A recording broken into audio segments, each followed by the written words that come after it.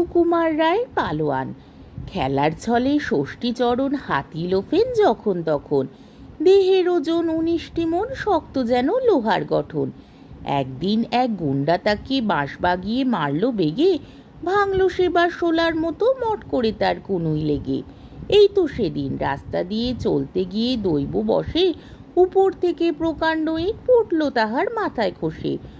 মুন্ডুতে তার যেমনি ঠেকা, অমনি সে এক নিমিষে গুড়িয়ে হলো ধুলোর মতো। ষষ্ঠী চলেন মুচকি হেসে। ষষ্ঠী যখন ধমক হাঁকে, কাঁপতে থাকে দালান বাড়ি। ফুঁয়ের জোরে পথের মোড়ে উল্টে পড়ে গরুর গাড়ি। ধুমসো কাটে তক্তা ছেড়ে মোচড় মেরে মুহূর্তকে, 100 জ্বালা জল ঢালে রোজ স্নানের সময় পুকুর থেকে। সকালবেলার জলপানি তার 3টি ধামা পেস্তা মেওয়া, সঙ্গেতে তার 14 হাঁড়ি দই কি মালায় মুড়কি দেওয়া। দুপুর হলে খাবার আসে কাতার দিয়ে ডেচকি ভরে, বরফ দেওয়া 19 কুজো শরবতে তার তৃষ্ণা হরে। বিকেলবেলা খায় না কিছু, গন্ডা 10 মন্ডা ছাড়া, সন্ধে হলে লাগায় তেড়ে দিস্তা দিস্তা লুচির তারা।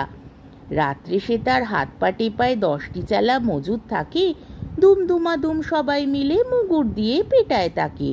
বললে বেশি ভাববে শেষে এসব কথা ফেনিয়ে বলা, দেখবে যদি আপন চোখে, যাও না কেন বেনিয়াটোলা।